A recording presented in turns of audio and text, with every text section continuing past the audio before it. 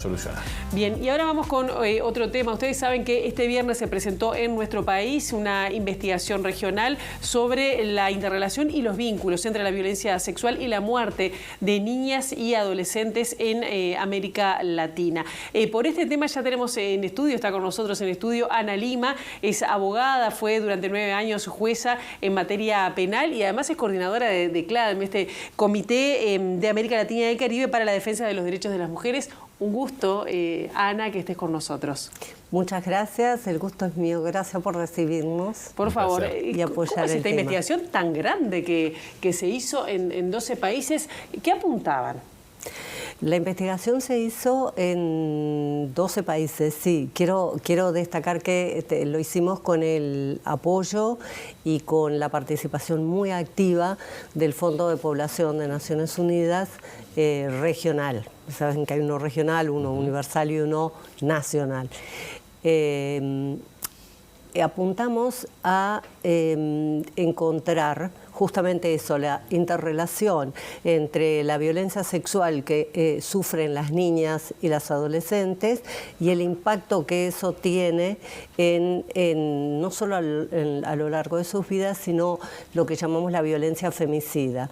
Hasta este momento lo que se había investigado colocaba la violencia sexual como hechos ocurridos graves, muy graves de vulneración de derechos, puntuales que se desconectaban o no se estudiaban vinculados con el resultado muerte.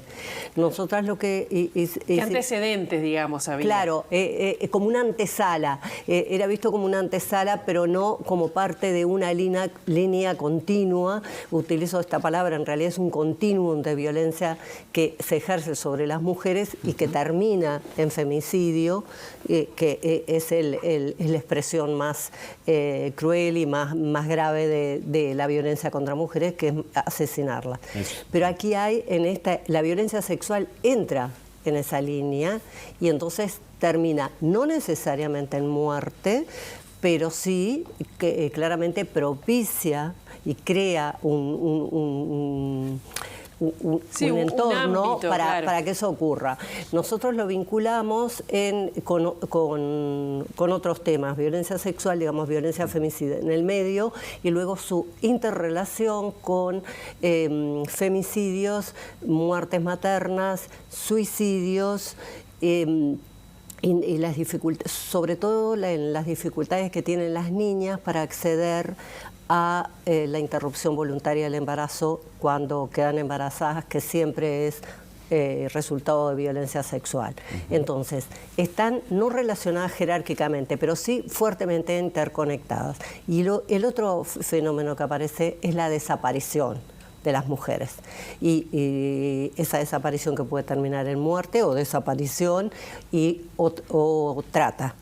En Uruguay nosotros estamos entre 4 países donde esos hechos están muy vinculados y tenemos lo que se llama la desaparición intermitente, que lo ha estudiado mucho y lo trabaja la Asociación Civil El Paso. Quizás hay mucha gente que no sabe qué es la desaparición intermitente. Voy a eso. Las gurisas de contextos vulnerables desaparecen, y la novedad es que no solamente de contextos vulnerables, obviamente las de esos contextos están más expuestas. Desaparecen por 10, 15 días hasta un mes. Y luego vuelven, las retornan a la casa, pero las organizaciones criminales sí saben a qué escuela van, a qué liceo van, qué necesidades tienen, qué es lo que ocurre. Entonces quedan después enganchadas en la explotación. Claro. Y culmina muchas veces en asesinato. En Uruguay nosotros estamos viendo una situación de violencia femicida muy cruel, con una escalada. Los números lamentablemente se mantienen y aumentan, pero además con enorme crueldad, es decir, los cuerpos descartados, mutilados, mujeres quemadas con ácido o con fuego. Es decir, eso habla de un crecimiento por algo tenemos una situación de emergencia nacional que no se atiende en clave de... Por lo menos de recursos no se atiende. No solo en recursos, sino... Hay una declaración, pero no se atiende por ese lado, digamos. No, y además que es una emergencia que tiene que mirarse en clave de derechos humanos y de la situación de las mujeres. Por supuesto que sí, que es una emergencia y es una urgencia. Y la otra cuestión muy, muy importante es que también pudimos mapear, en el caso de Uruguay, nosotros mapeamos la violencia sexual a partir de la encuesta nacional y de la información que aparecen en organismos como Ministerio del Interior, Poder Judicial, Fiscalía General de la Nación, Ministerio de Salud y Mujeres. Ahí con datos tenemos todo un tema también, ¿no? Bien, antes de seguir profundizando en la situación de Uruguay, Ana, te propongo tomar un contacto con, estamos hablando con Manuela Borsachielo, voy a ver si lo pronuncia bien, que me está escuchando, nos está recibiendo desde Italia, que es como la coordinadora general de toda esta investigación. Le damos la bienvenida a Ciudad Viva. Buenos días, gracias por la invitación. Por favor, el gusto es nuestro tenerte, Manuela, con nosotros. Antes de profundizar en Uruguay, queríamos ver un poco más de esta investigación que involucró a 12 países y sobre todo cuáles son los contextos que están favoreciendo, digamos, esta situación de violencia sexual y ese vínculo con la muerte. Claro, como decía muy bien Ana, lo que hemos visto a nivel regional es que la violencia sexual hacia niñas y adolescentes se transforma en una violencia estructural. ¿Qué significa violencia estructural? Que es cotidiana y permanente. Y cuando una violencia sexual se transforma en permanente y cotidiana en la vida de las niñas y adolescentes, ¿qué pasa? Que eso le expone a violencia aún más crueles. Pero muchas veces nosotras pensamos que el feminicidio, la desaparición o otras formas de violencias sigan siempre las mismas dinámicas. Lo que hemos visto en esa investigación es que desafortunadamente esos tipos de violencias se están volviendo siempre más crueles y brutales contra los cuerpos de las más chiquitas, de las más jóvenes. Entre los hallazgos principales de la investigación quiero subrayar sobre todo tres. Uno es el feminicidio sexual sistémico, o sea, unos feminicidios que son precedidos por violencia sexual.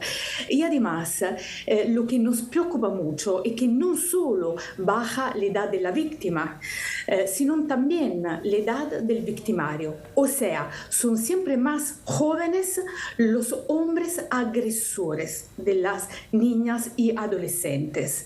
El segundo punto, como decía muy bien Ana, son la que definimos las desapariciones intermitentes. Las niñas y adolescentes desaparecen por un mínimo de 12 horas y por un máximo de un mes y después la devuelven a su domicilio. Pero ¿por qué? ¿Por qué la desaparecen y la vuelven a aparecer?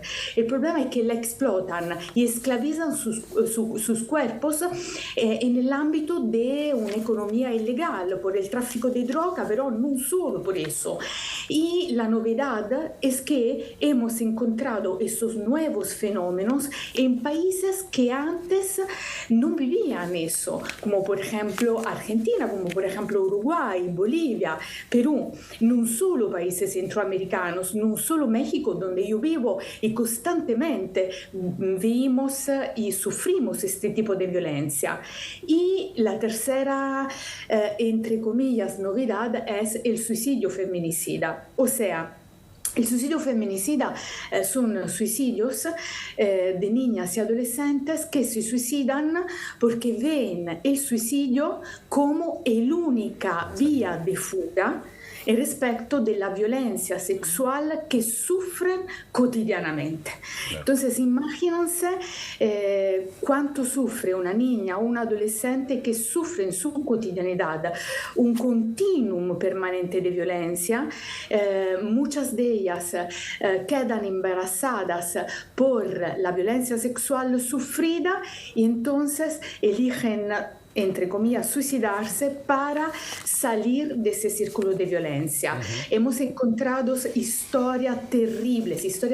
Por ejemplo, muchas veces hemos comentado con las compañeras de CLADEM historias como en Nicaragua, donde el padre incendia la casa con 3 niñas adentro, con sus 3 hijas, para encubrir la violencia sexual que cotidianamente ha perpetrado contra sus niñas. Una de ellas se quedó embarazada.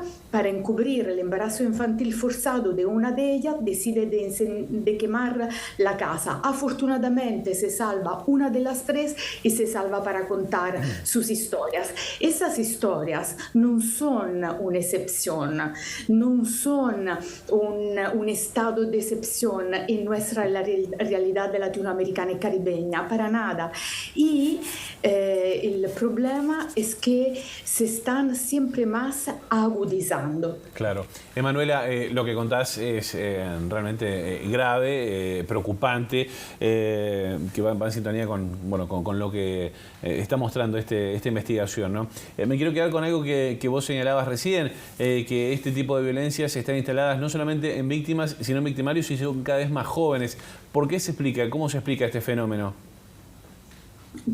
Porque sí vivimos constantemente en territorios violentos, donde diferentes tipos de violencia se intercruzan, donde no hay posibilidades diferentes de desarrollarse por chicos siempre más jóvenes, donde no hay la posibilidad de ver horizontes posibles de paz.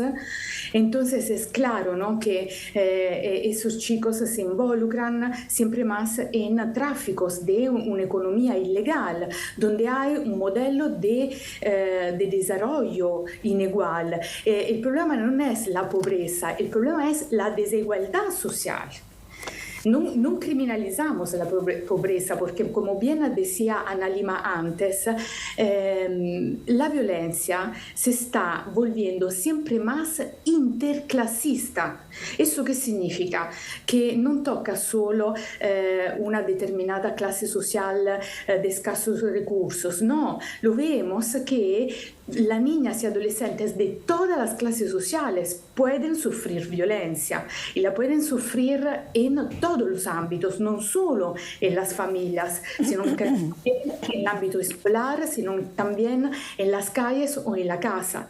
Entonces tenemos que preguntarnos qué modelo de desarrollo queremos seguir adelante. Claro, Emanuela, me gustaría preguntarte sobre qué recomendaciones y sobre todo también qué aprendizajes, ¿no?, con esta visión general de estos 12 países pueden orientar las políticas públicas, pero también a nosotros como ciudadanas y ciudadanos, ¿no?, de dónde poner el foco, dónde prestar atención, de dónde intentar visibilizar, digamos, este fenómeno que a veces no lo unimos, ¿no?, el comienzo de la violencia sexual con situaciones de muerte, como tú decías, con distintas caras.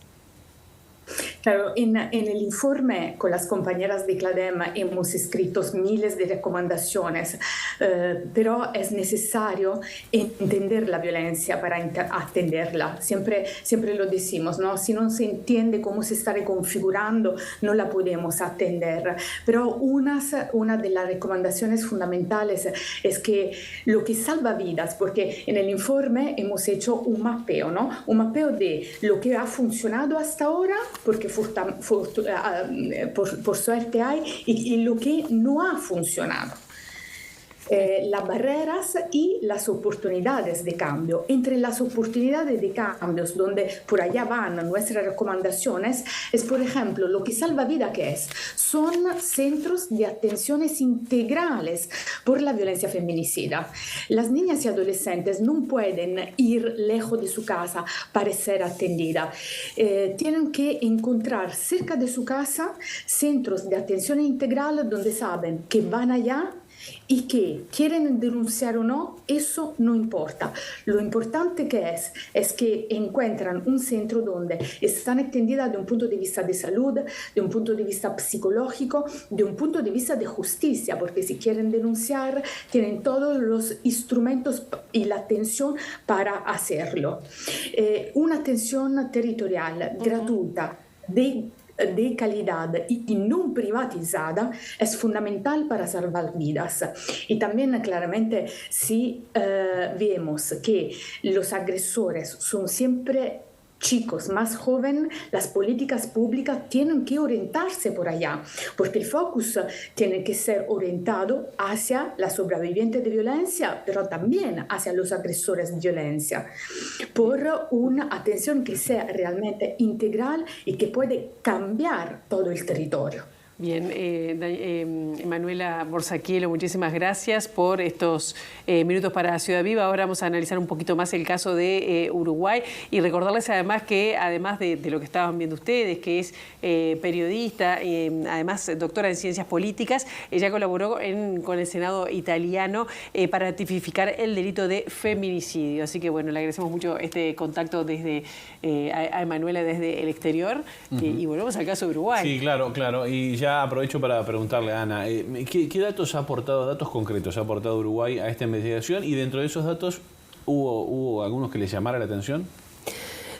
Bien, como les decía, hasta ahora ese vínculo no se había visibilizado. Y entonces lo que tenemos, en datos ahí tenemos un problema con datos de calidad, datos confiables y que se puedan validar. Lo que tenemos es una información fragmentada de situaciones de violencia sexual desde distintos lugares, pero no está homogeneizada. Justamente esa es una de las recomendaciones más fuertes que hacemos, que es imprescindible que la información sobre los distintos tipos de violencia se homogeneice, no solamente dentro de los países, sino entre los distintos países. Un obstáculo importante que encontramos fue la diferencia de franjas etarias. Para la metodología de la investigación teníamos que tomar, Manuela y las coordinadoras habían tomado rangos etarios. Nosotros no tenemos los mismos, por ejemplo, y otros países tampoco. Entonces es necesario hacerlo. ¿Para qué? Para que las organizaciones de sociedad civil, nosotras que trabajamos en esto, podamos incidir y a su vez también el Estado pueda adoptar políticas públicas más eficaces. Tenemos números, como les decía, nosotras nos basamos en Uruguay en la encuesta nacional de prevalencia. Ahí sabemos que hay un porcentaje muy alto de violencia contra las mujeres. Los datos que nos da el CIPIAF también son muy contundentes respecto a la prevalencia absoluta de la violencia sexual contra niñas dentro del ámbito, en el ámbito intrafamiliar. Claro. Ese es un dato que no lo puede desconocer nadie en Uruguay. Es imposible porque el hogar no es seguro para muchas niñas. Es el lugar menos seguro cuando debiera ser el más seguro. Claro. La otra cuestión es que, como vemos este vínculo, en una década cambió completamente las formas de violencia. Y la violencia sexual quedó como una violencia, se instala como estructural. Y eso es algo muy grave. Claro. Y tenemos recientemente el caso de una chica que se suicidó luego de padecer violencia sexual. Cuando hablamos de violencia sexual, cuando hablamos de violencia sexual, ¿a qué nos referimos concretamente? Porque la gama es muy amplia. La gama es amplia, pero estamos hablando de violación, estamos hablando de abuso sexual, estamos hablando de acoso, estamos hablando de una violencia que se padece en las escuelas, en las calles y en las casas. Claro. Entonces, si en todos los ámbitos se padece, se invisibiliza, se naturaliza, es una situación que tiende a empeorar. Es decir, no hemos en Uruguay no hemos logrado. Y a naturalizarse a veces. Claro. ¿Qué se convierte, creo que lo mencionó Manuela, en algo muy clave para la... ¿Tenemos en Uruguay un buen marco de leyes? Sí, tenemos un marco robusto de leyes. Yo quiero destacar que tenemos la definición de violencia y de violencia sexual muy claramente y conforme a los estándares internacionales, con la ley de 2017, la ley de violencia contra las mujeres basada en género. En cuanto a niñas, tenemos una ley que es una herramienta fundamental de 2019 que prevé todas las medidas de protección para las niñas en violencia sexual. Esa herramienta es fundamental y no la podemos perder porque sería muy complejo. Y el otro tema es la educación sexual integral, que en Uruguay es un pendiente y preocupa mucho las modificaciones que se están introduciendo porque no es una cuestión de biología. Claro. ¿Por qué es un pendiente justamente? Porque no se ha logrado implementar adecuadamente. La educación sexual integral ha encontrado resistencias o falta de recursos y ahora, bueno, tengo que decirlo con claridad, con una reforma educativa en marcha que no lo contempla y lo coloca, se logró la semana pasada que en UTU lo pusieran como obligatorio, en la malla curricular como obligatorio. Si no es obligatorio, pues va a ser muy difícil. Sí. No hay mejor forma de prevención que la educación sexual integral. Eso es algo que está comprobado en todos los países. Entonces, no incluirlo es peor que un error. Claro. Es de proteger. Ana, estamos hablando de datos, siempre datos oficiales, ¿verdad? Sí. ¿Qué pasa con los subregistros? ¿No? Por ejemplo, cuando no se hacen denuncias y demás, ¿hay un estimativo de cuánto puede ser? ¿De cuántas personas en situación compleja? No, porque por ejemplo, eso es clarísimo en los casos de feminicidios. Para el Ministerio del Interior, aquellos casos que no están aclarados no son feminicidios o que no han sido tipificados como tales. Para las organizaciones que trabajamos en violencia, las muertes de mujeres por ser mujeres son feminicidios. Claro. Lo que mencionaba Emanuela del suicidio feminicida, porque no hay otra salida, no encuentran otra salida que esa, también debería contabilizarse. Claro. Y no se hace. Yo le quería preguntar, porque ya también que ir redondeando, pero si tuviera que decir cuáles son los problemas más importantes que tiene Uruguay para, por ejemplo, el acceso a la educación, acceso a la salud, acceso a la justicia, para estos casos, ¿estamos en una situación más complicada que el resto del continente? No estamos en una situación más complicada. En realidad nosotros relevamos 8 herramientas de políticas públicas consistentes principalmente en guías, procedimientos de actuación, mapas de ruta a nivel escolar, en el ámbito de la salud. Lo que necesitamos es está establecido por ley una respuesta integral interinstitucional. Lo que necesitamos es que se efectivice esa respuesta integral y otra vez que se homogeneice. Es decir, tenemos un ejemplo claro de práctica alentadora o buena práctica, por ejemplo, la unidad de víctimas de la Fiscalía que trabaja con el sistema de salud. Pero no tenemos datos. Nosotros relevamos del Ministerio de Salud Pública los datos de atención por violencia sexual y ahí llama la atención porque están incorporados los datos del Sistema Nacional Integrado, pero falta el de ACE. Claro. Y ACE atiende a 1.300.000 personas. Claro. Sí. Entonces, no nos permite llegar a conclusiones, pero sí podemos sospechar que es muy alta, porque si Piaf nos habla de 7.035 casos, claro, que llegan, es decir, cuando ya ocurrió.